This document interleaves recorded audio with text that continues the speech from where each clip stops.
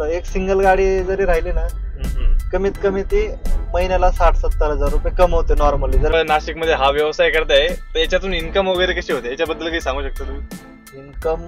नमस्कार मित्रांनो, मी महेश. आज आपण आलो टूर्स अँड ट्रॅव्हल्स या व्यवसायाला भेट देण्यासाठी. तर आपल्यासोबत भैया आहे, तर यांचं राज टूर्स अँड ट्रॅव्हल्स या नावाने व्यवसाय ते नाशिक मध्ये यांनी चांगलंच नाव केलेलं आहे. तर या भैया आपल्याला आता टूर्स अँड ट्रॅव्हल्स या व्यवसायाबद्दल माहिती देईन. तर भैयाला विचारू आपण, भैया तुम्ही हा व्यवसाय तरी कधी चालू केला होता? मी 2019 मध्ये स्टार्ट केला, नंतर लॉकडाऊन लागलं.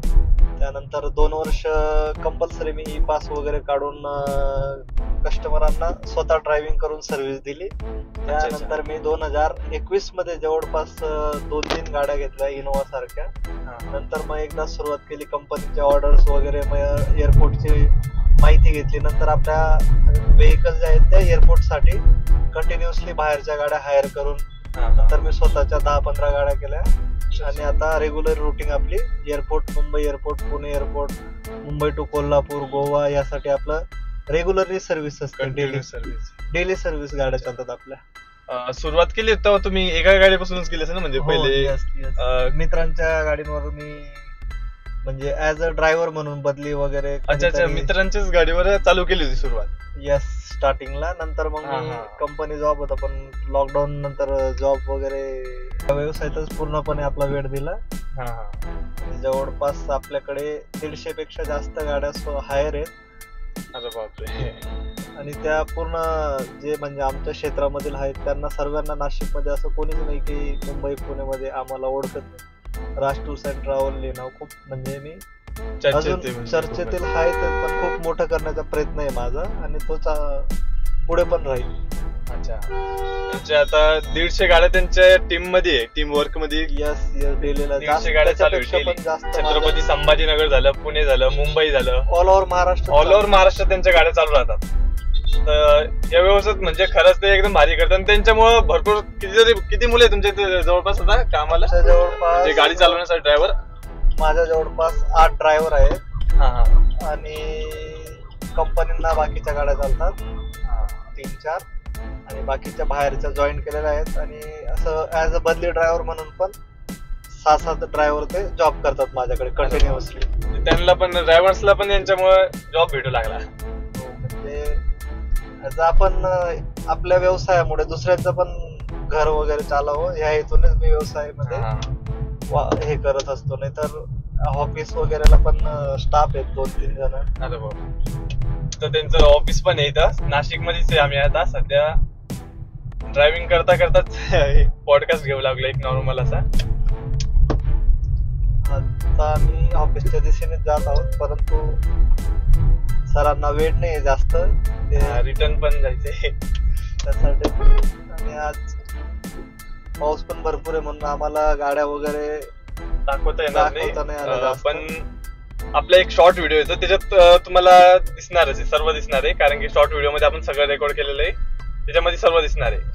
तर भैया या व्यवसायात म्हणजे चॅलेंजेस काय आले तुम्हाला नेमकं सुरुवातीपासून? भरपूर चॅलेंजेस असतात, जसं की ड्रायव्हर टिकत नसतात, परंतु मग आपण जे टीम असते त्यांना व्यवस्थित मॅनेजमेंट केलं तर त्यांना घरसारखं वागणूक दिली तर प्रत्येक जण मग आपल्याला सपोर्ट करत असतो. बरोबर आहे सगळं. म्हणजे सुरुवातीला कोणीच सपोर्ट नाही करत, लोन वगैरे साठी खूप स्ट्रगल करावं लागतं.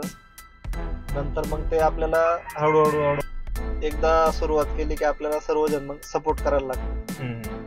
त्याचप्रमाणे मला भरपूर जणांनी, माझ्या मित्रांनी वगैरे सपोर्ट केला. जसं आता तुम्ही मला सपोर्ट केलं व्हिडिओ, शॉर्ट व्हिडिओ बनवून, त्या प्रकारे मला खूप मित्रांनी सपोर्ट केला आणि माझा व्यवसायाला म्हणजे पुढे चालना दिली. प्रत्येक जण मला 5-7-10 कस्टमर द्यायचे. आज जवळपास माझ्याजवळ 10,000 पेक्षा जास्त कस्टमर आहेत स्वतःचे. आता सध्या तुम्ही कंटिन्यू म्हणजे दर 15-1 दिवसाला नवीन गाडीचं हे असतंच तुमचं? हो, राहतात. तर म्हणजे गाडी व्यवसाय वाढवण्यासाठी चालू आहे तुमच्या? दर 15 दिवसाला स्टोरी बघा, दादाची इंस्टाग्राम अकाउंटला फॉलो करा. तर गाड्या वाढवतच चालवल्या म्हणजे हा व्यवसाय तुमचा गाड्या वाढवण्यासाठी? हो, येस. आता सुरुवात कशी असते, आता एखादी आपल्याला गोष्ट मध्ये आवड आली, म्हणजे आम्हाला आता आमच्या क्षेत्रात फक्त आम्हाला वाहनच आवडतात, तर आम्ही तेच मोठं करत राहतो. म्हणजे त्याच्यातच आवड आहे तुम्हाला नवीन नवीन गाड्या. हो. परत तुमच्या मी स्टोरी बघितली, ट्रॅव्हल्स पण आहे वाटतं तुमचे मोठे. हो, यस यस, ते माझ्याकडे टेम्पो ट्रॅव्हल्स वगैरे, चारधाम यात्रेसाठी असे भरपूर गेस्ट जे असतात ते येतात. इन्क्वायरी असते डेलीची, ते आमच्याकडून डेली उज्जैन, ओंकारेश्वर, महाराष्ट्र दर्शनासाठी आमच्या गाड्या नाशिक मधून रेग्युलरली म्हणजे समजू शकता तुम्ही चालतात. आता सुद्धा एक गाडी आमची भीमाशंकर, तुळजापूर, जेजुरी, पंढरपूर ह्या रूटला गेलेली आहे. म्हणजे डेलीचं आमचं ते चालूच असते, कंटिन्यू ट्रिप असतात. त्याच्यासाठी पण लोक असतात. यस, हो, आमच्याकडे भरपूर टीम आहे आमच्याकडे ते. आणि तुम्हाला बहुतेक ट्रॅव्हल्स, मोठे ट्रॅव्हल्स व्यवसाय पण न्यायचा असा. यस यस, आता पुढे ते पण आमचं चाललंय, मोठ्या गाड्या वगैरे त्याच्यात. एअरपोर्ट वगैरे झालं आणि आउट स्टेशन असतं, देवदर्शन असतं, बाहेरून येणारे गेस्ट असतात, त्यांच्यासाठी थोडं आता मोठं करायचे थोड्या दिवसानंतर. आता 150 गाड्या आहे तुमच्या, म्हणजे याच्यात लोक कसे जॉईन होऊ शकतात तुमच्या टीम सोबत? ग्रुप्स आहेत, व्हॉट्सअप ग्रुप असतात असे, आणि ते स्पेशली आम्हाला ऍड होतात. तर आता दादा, याच्यातला मेन पॉइंट असा आहे की आता तुमचे व्हिडिओ वगैरे लोक बघतील, तर लोकांना पण असा व्यवसाय चालू करायचा, तुम्ही काय सांगाल त्यांच्यासाठी? ट्रॅव्हल्स व्यवसायात कोणाला यायचं असेल तर? ट्रॅव्हल व्यवसाय जेणेकरून स्टार्टअप कसं असतं की भरपूर जण ट्रॅव्हल व्यवसाय करतात. आता प्रत्येक जण कसं असतं, वेगवेगळा बघण्याचा दृष्टिकोन वेगळा आहे. आता आपलं ग्रामीण भागामध्ये बघा, आपलं काळी पिवळी सारखी गाड्या चालतात प्रत्येककडे, आणि बसेस चालतात लोकल लेवलला प्रत्येकाच्या. सिटीमध्ये वेगळंच असतं. हो, सिटीमध्ये ओला उबेर सारखं असतं. तर प्रत्येकाचा वेगवेगळा दृष्टिकोन आहे, तर त्याला जेणेकरून आपण ऑनलाईन वगैरे जॉईन करून प्रत्येकाशी, आणि या क्षेत्रात आल्यानंतर तुम्हाला आपोआप गायडन्स भेटत जातात. प्रत्येक ठिकाणी गेले की तुम्हाला आपोआप मित्र परिवार वाढत राहतो. म्हणजे नवीन माणूस पण या व्यवसायात येऊ शकतो, है ना? हो, येऊ शकतो, परंतु त्याने आधी सुरुवात म्हणजे शिक्षण वगैरे काहीतरी, शिक्षण वगैरेची काही अट नसते. नाही, म्हणजे याच्यातच शिक्षण, म्हणजे ह्याच्यात शिकेल, एक्सपिरियन्स वगैरे. तुम्ही जसं दुसरीकडे एक्सपिरियन्स घेतला होता, काम केलं होतं, बरोबर, कमीत कमी 2 ते 4 महिने तुम्ही दुसरीकडे जॉईन करा. नंतर तुम्हाला समजून जातं की पुढे काय काही नाही, ड्रायव्हिंग मध्ये कसा पैसा वगैरे, इन्कम कसं असतं, मेंटेनन्स असतं, भरपूर गोष्टी तुम्हाला. जेणेकरून काय करता, काही जण सरळ 10-12 लाखाची गाडी स्टार्टअपलाच घेऊन जातात. बरोबर. आणि त्यांच्यावर होतं कर्ज. ते न करता तुम्ही 6 महिने दुसरीकडे, कारण की कुठं पण जा तुम्ही दुसरीकडून आहात, तुम्ही पण व्हिडिओ बघूनच शिकलेले. प्रत्येक जण कुठून तरी दुसरीकडूनच शिकायचं. स्टार्टिंगला स्वतःहून इन्व्हेस्टमेंट केली की एकदा जर व्यवसाय रिवर्स आला तर तुम्हाला 10-5 लाख रुपये एका 2 दिवसात तुमचे कव्हर होत नसतात. म्हणजे तुम्ही इतके रिस्क घेऊ शकत नाही सुरुवातीला. हो, आणि हा व्यवसाय कसा आहे, रिस्क म्हणजे खूप रिस्क आहे. रस्त्यावर गाडी उतरावी लागते आपल्याला, परत येण्याची शक्यता खूप कमी असते. कधी कधी आपले पैसे रिकव्हर करण्याचे चान्स कमी असतात.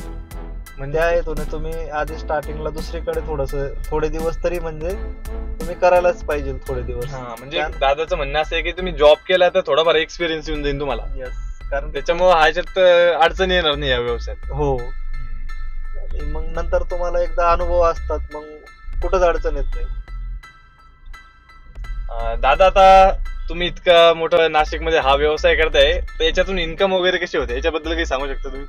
इन्कम कसं असतं ना, आता सध्या इन्कम भरपूर असतं, फक्त ते व्यवसायात म्हणजे ज्या क्षेत्रात तुम्ही जाल तेव्हा तुम्हाला ते इन्कमचा अंदाज येतो. असं आमचं नेट म्हणजे मी तुम्हाला फिक्स इन्कम नसतं. कधी 2 लाख येतात, कधी 5 लाख येतात, कधी 10 लाख रुपये पण येतात. पैसा असं कसं असतं, एक सिंगल गाडी जरी राहिली ना, कमीत कमी ती महिन्याला 60-70 हजार रुपये कमवते नॉर्मली, जर व्यवस्थित व्यवसाय आणि व्यवस्थित कस्टमरांना सर्व्हिस दिली तर. सर्व्हिस दिली तर तुमचं वागणूक 90% व्यवसाय हा तुमच्या स्वभावावरच डेव्हलप असतो. म्हणजे तुम्ही विकास कसं होतं, तुम्ही कस्टमरांशी कुठल्या प्रकारे वागणूक देतात, त्याच्यावरच तुमचं व्यवसाय डिपेंड असतो पुढचा. परत त्याच्यात अप्स डाऊन पण, आता या महिन्यात तुम्हाला 2 लाख आले, पुढच्या महिन्यात 10 आले, पण वेगळे दिवस कमी पण होऊ शकतात, असं नाही ना? बरोबर. कधीतरी पैसा कसं असतं, रेग्युलरी तुमचा व्यवसाय सुरूच राहिला असं नसतं.